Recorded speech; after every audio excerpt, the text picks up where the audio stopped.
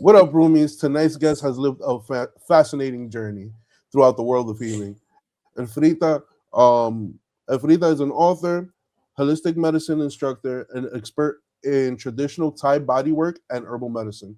After spending time Yes. working as a wildlife nurse, she eventually shifted her focus towards helping people heal through ancient practices like Nuad Thai massage and natural herbal therapies.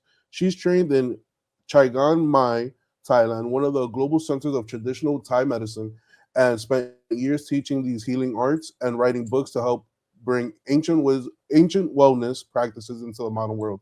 Tonight, we're talking about her journey from wildlife care to holistic healing, the power of Thai massage, and how herbal medicine and natural therapies can impact people's lives. Roomies, welcome, Elfrida. How you doing, Hey, Mama? thank you. I'm good. I'm It's good. great to meet you. It's great Oh, to have you on, and thank you once again for coming on. We really yeah, appreciate yeah. it, and your journey is just wild because you go from caring for animals to caring for people, and bringing this ancient wisdom that modern medicine really doesn't like portray anymore. You know what I mean? Yeah, yeah, of course, of course. Actually, I can't say that I'm against modern medicine, and I never had this goal in my life. Yeah, it just turned out, things just turned out like that by themselves, you know? No, I got you, and that's like one of the craziest things about life is like you never know exactly where you're gonna end up because it's part of the journey, Yes, and the journey yes, yes, is of always the most course. and the journey is the most beautiful part. Hmm. Of course. So I was, yes, tell me. so how did you end up working as a wildlife nurse in just to like start the journey off? Yes, I had visited an island. You know, Greece has a lot of islands, yeah? So I Yeah, had visited this island where this wildlife sanctuary was. They were looking for volunteers. I was 19 years old at that time. That was 1999, yeah. quite some time ago, yeah? And the guys who were running this wildlife sanctuary had actually boosted into an abandoned prison, which is Mm. illegal, of course, but it happens anyway, sometimes, yeah. And they had turned this abandoned prison building to a wildlife sanctuary, and they were even taking funds from the government for it. So I decided to go there and work as a volunteer. It was an amazing experience. I was sleeping in a prison cell, of course, along with five other people. Yeah, yeah, yeah, of course. Oh, it was a premium prison cell, yeah, because it was the guards' cell. It was not just an ordinary cell, you know. It was Okay. a privileged place. It was a privileged place. Yeah, yeah. So we were like six people there. Some guys were snoring and making a lot of noise at night. It was mixed, you know. It was not just girls and men. Yeah. But it was a very cool experience actually. I mostly cared for birds of prey there. Oh, okay. What kind of birds of prey? Like hawks and falcons and stuff? Yeah, yeah, eagles, a few vultures, Oh, those are like owls. those are like really huge birds. Like how big do they usually get? The largest I have treated was a thing called golden eagle. It was like that, you know, not Oh very man. big, and also the eagle owl was a similar size. I learned to hold them in my hands at that point. This was very frightening at first, Yeah, I but could imagine. yeah, yeah, yeah. They have quite large nails, you know, and Yeah. big. So like Yeah, yeah. how did like working with animals like change your views on like healing the body? Well, this may sound strange to you, but these two things were not really related. Although I began to be interested in all this healing stuff when I was working there as a wildlife volunteer. In my life, they're not really connected. I can say it was just a coincidence. Okay, okay. So like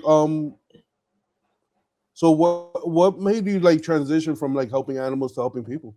Or like how did like that switch happen? It just happened, when I was working there as a volunteer, a girl came, we became friends, and she told me, at that time, I'm attending a massage therapy workshop. It's quite affordable. Would you like to come? I said, yes, why not? Sounds cool, So I'm going to show up there and see how all this thing looks like. So I went there. I liked it. I became like good friends with the people who were also attending this workshop. And Yeah. I just went there for fun. It's not that I had a goal to go deeply into this thing, but it just evolved by itself. It turned out that one of the girls who was there, she had a few clients, and at that time she was about to leave Athens. Yeah, because I was living in Athens, Greece at that time. So she was about to leave town, and she said, "Since you seem to be good at what you're doing, you can have my clients if you want." Yeah. So I said, "Okay, I'm gonna go for it," and that's how it all began. That's what's up. And like, how did you end up like learning, going to like Thailand and like learning, like about herbal medicine and like time and like traditional Thai massages and like how did all that correlate? The truth is that I was really into herbal medicine and the plants and gardenings and all that stuff since I was a kid because my grandmother was a very good gardener. So she Yeah. somehow infused this love of plants to me. And since I was a kid, I always used to say that when I grow up, I'm going to do something that has to do with plants and herbs and all that stuff. In Thailand. I just went for a holiday. That was 2003. Yeah. And I thought that since I'm going there for a holiday, maybe I can attend a Thai massage class too. I also didn't have a goal for it. And I did attend a Thai massage class there. It turns out I really liked it. The clients I had back then at that time that were like passed on to me by that woman, they had told me, since you're going to learn Thai massage, you can try these new techniques on us. We're willing to be your Guinea. So that's how it happened. Okay, okay. So for people who never heard what neuro Thai massage is, what exactly is it? Neuro Thai massage? Yeah, the No, no, no. This maybe you read it in my profile. This was the first school I attended in Chiang Mai. It was called Nerve Touch. mm, Yes, yes. and what I don't think there is such a thing as neuro Thai massage. They call it Nerve Touch because the particular school, it was run by the late Mama Lek, that was her name. They had a technique where they're doing something like what we call in massage therapy a cross friction on the nerves, and they also had a lot of techniques to decompress nerves. okay. Uh, So that's why they called it like that. It was traditional Thai massage, nothing really special. okay. And why did this practice last for like thousands of years? Like break it down for us. Well, I think it was something like their physiotherapy there. Like, I mean, conventional medicine has been around from the beginning of the 20th century or from the end of the 19th century, what people understand as conventional medicine. Before that, people had to have some solutions for their health problems. Yeah. And Thai massage for this part of the world was just their physiotherapy. And because it was a very interesting form of physiotherapy, as I have seen it, in comparison with other forms of body work that existed around the world, I think this is the reason it was somehow consolidated. I think the other reason was also that because at the end of the 19th century, Hmm. some physiotherapists from Europe visited Bangkok, and the Thai people were eager to share these techniques with these people from Europe. So it was like the first Westerners who attended an Oriental school of bodywork Hmm. Okay. officially. So I think this is what played its role. Okay. And like, what's like the differences between like herbal medicine with like ancient practices versus like traditional Western medicine now? I think the difference can be abysmal or also very little, depending on your point of view. Like, I'm a person who thinks that medicine is one thing. Yeah, I don't view it as separate boxes. But the thing with herbal medicine is that it allows you for a lot of things, not for everything, to be self-sufficient, yet to take your health into your own hands. And that's a good thing because you can forage some medicinal plants. If you live in a country that has very high insurance costs, it also has a financial aspect. You know, Yeah, I feel that's you. how I view it. Okay, so like, how powerful can herbal medicine really be? Like, when it comes down to like traditional medicine, well, not traditional, well, modern medicine, where they're like extracting certain compounds, but it has side effects. What would the difference between that and like herbal medicine be? As I see it, there are some situations where an antibiotic medicine can save your life. Yeah, and there is no substitute for it. Yeah. As I see it, yeah, like if someone has pneumonia, I would never suggest to that person to take herbs. Yeah, I would tell that person to call the doctor and take antibiotics. Yeah, but for some chronic disorders where the person has to take some medications that have serious side effects, very often there can be some herbal medicine solutions that can allow the person to manage satisfactorily their problem and have a good quality of life. No, I get you on It, that. it, What you were yeah, saying? I think it also helps you if you're taking herbal medicine and not a conventional pill to not have the mentality of a patient. Yeah, because Yeah. if what you are drinking is a cup of tea or even some drops of a tincture and not a pill, you don't have so much the mentality that I'm really sick now. Yeah, Yeah. so this can have sometimes a positive effect on someone, hopefully. No, I get that. And do you see that when people choose like more herbal traditional medicine versus modern medicine, that they kind of like feel more empowered with their own health versus just being in that patient mind state? I think so, yes. I think it can make a person feel empowered because, as I said, it's something that you can also harvest yourself and use it right away. Yeah, like I remember a few years ago, I had gone on an excursion, and Yeah. a person from my friends got food poisoning. Mm. Yeah, and we were like in the mountain, but there was a herb there that's called purple loosestrife. Okay. It's very widespread and common. So I just took my scissors, I cut a part of that plant, I boiled it, and the guy was fine the next day. All right, that's dope. And like how often, well, when it comes to like herbal medicine, right? Um Yes. what how often would you or like what herbs should people know about, or is there like anything that people should just like have like handy just in case they want to like make a tea, or they don't really want to take like modern medicine for like their symptoms? Uh, it depends on, I think that every person has what I call, you have your own barometer here, and each Yeah. person is vulnerable at a particular system or at a particular organ. So it depends on the area in which you're vulnerable. The only thing I tell everybody to have handy at home is tea tree essential oil because it's very good at infections and it can help you like clean a wound very effectively. This is a good thing, and perhaps some fresh ginger in case you catch a cold.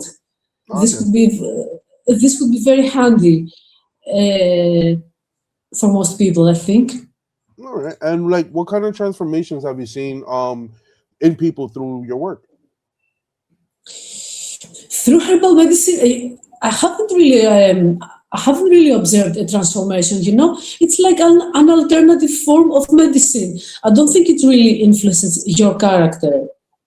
Okay, I get you on that. I wouldn't say that, but massage therapy can really make you more calm and more connected to your body. So I have Okay. seen people, yeah, I don't think I have really observed like a wow transformation. You know, this all these things they can help you, but you know, there is all this hype in this new age field that this or that is going to transform you, and it's going to be wow, and it's going to change your life. Sorry, I haven't really seen that.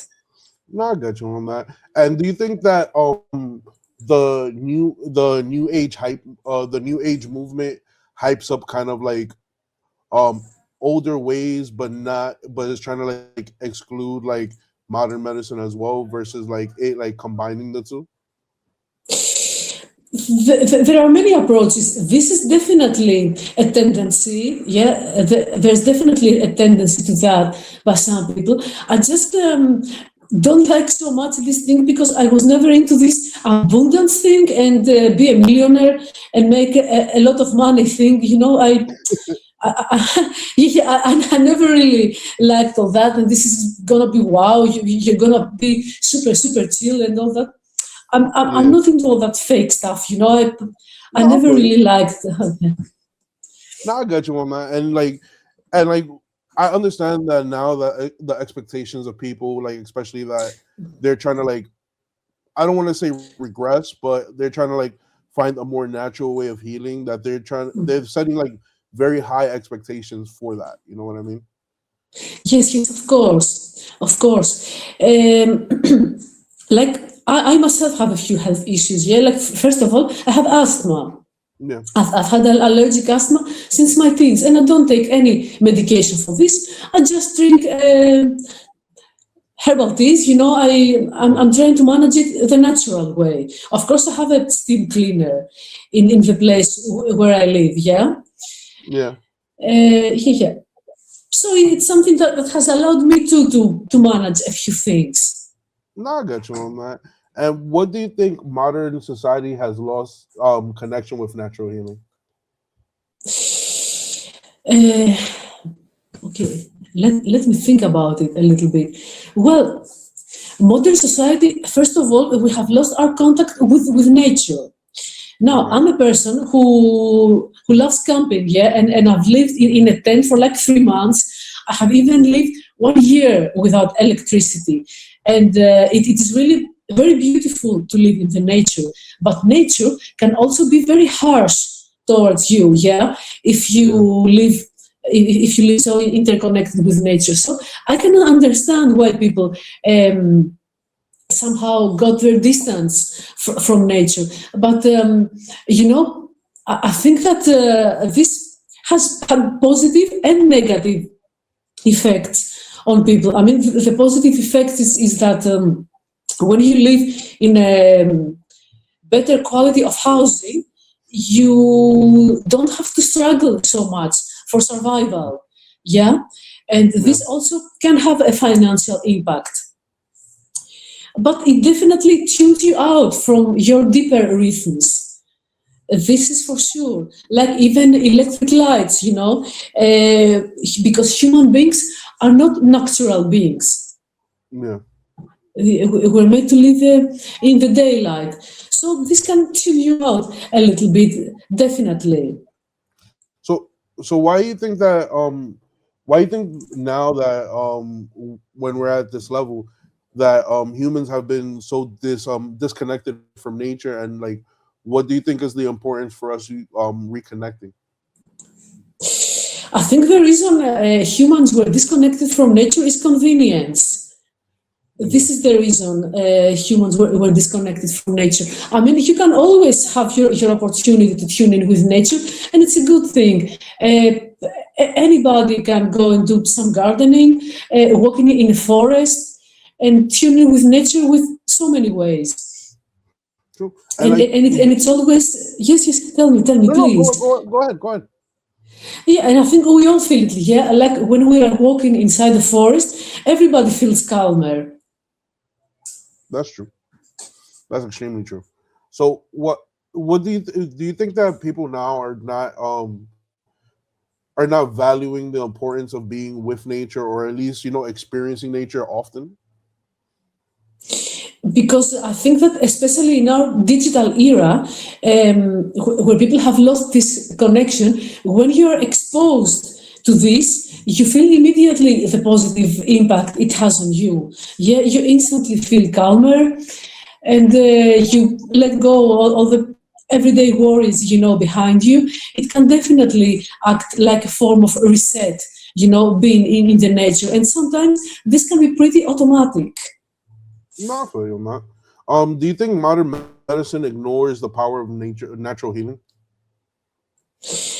In At a large degree, yes, because many doctors aren't informed at all about herbal medicines, and there has been a lot of research even in this field, like very organized clinical trials with very concrete results, and many doctors ignore that. No, it's true. No, it's Sometimes, very true. yes, It's very true, because now we're seeing like the resurgence of certain practices coming back that modern medicine had ignored for decades or even centuries right yes, now. yes. And we're also seeing that we're so focused on just the body that modern medicine, well, now at least, now modern medicine is including like the emotional state and the mental state of people that affects our health. So do you think like ancient practices had more of a whole picture versus modern medicine where it just focuses on the body? I think that yes. I think that in older times, people used to give a lot of more value to their emotions, for sure, No, so, for why sure. do ancient healing practices like Thai massage still work 1,000 years later? Because if a practice has a real value, yeah, this hasn't happened only with Thai massage. This happens with acupuncture also, and Ayurveda, yeah, which are ancient medical systems that still have their value today, because these were medical systems of people who had small empires. Yeah. Yeah, so they needed a very concrete medical systems for their armies and for the well-being of their people, and they had to have something that had very definite results, not just Mhm. theories. So if something works like 2000 years ago, it has to work today also, because the human biology is the same, it has not changed. That's true. That's 100% true. And like when it comes down to it, right? Do you feel that with with ancient practices that it's targeting more of the whole person versus just targeting the body? Oh, definitely, definitely. Because when you prescribe a herb to somebody, this is a plant that has a lot of compounds, not just a single compound, as it happens with conventional medications. So, one compound can have an antimicrobial effect, and another compound may just be anti-inflammatory or antioxidative, I its got you. effect. So this is going to have a multiple effect on the body. Of course, there are some medical emergencies where actually violent to do that to your body, and you need just a single compound, like a single antibiotic, which is going to save your life. Not true. You're absolutely correct on that. If someone could do one thing every day to improve their health naturally, what would you recommend?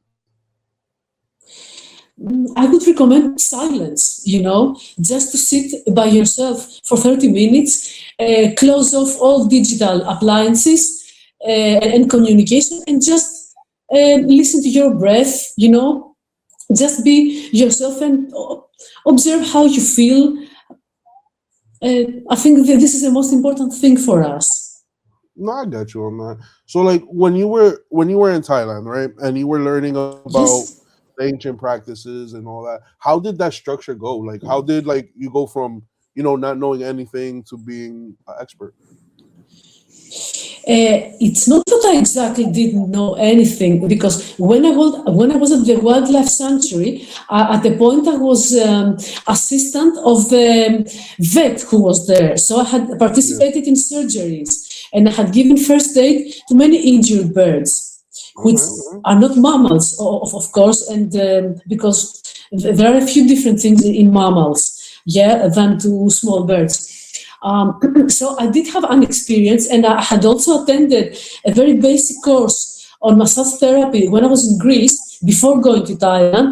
And at that time in Greece, in order to get your massage therapy license, you had to attend the curriculum nurses attend. That's Yeah. 1 year of anatomy, physiology, pathology. It's what nurses learn too. This lasted 1 year.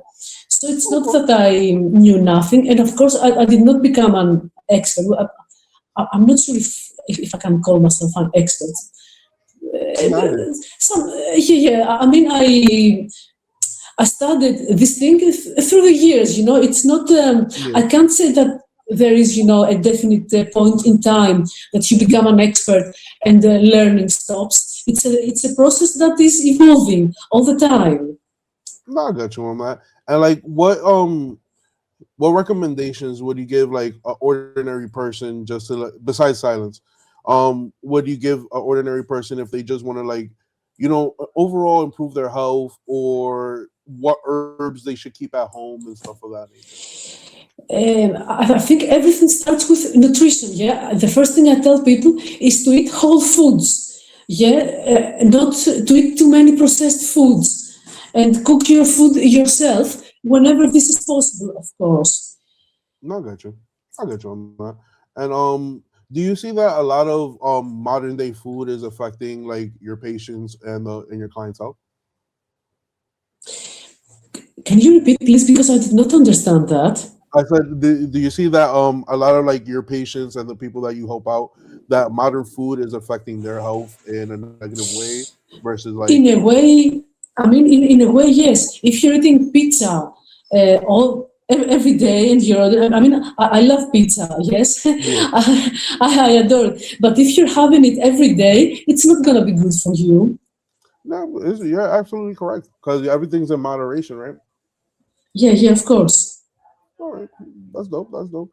So with that being said, do you have any like tips or recommendations for the roomies that you could give us? Tips and recommendations. This sounds too general. Just to listen to your heart and to your body, and things will take you where they have to take you. To just follow the rhythm and flow of things. I got you. I got you, man. And before we head out, do you have Yes. any final thoughts for the roomies and and the audience? Excuse me. The audio got interrupted. Any final? Can you repeat? Any final thoughts or words of wisdoms for the Final roomies? thoughts. Yes, yes.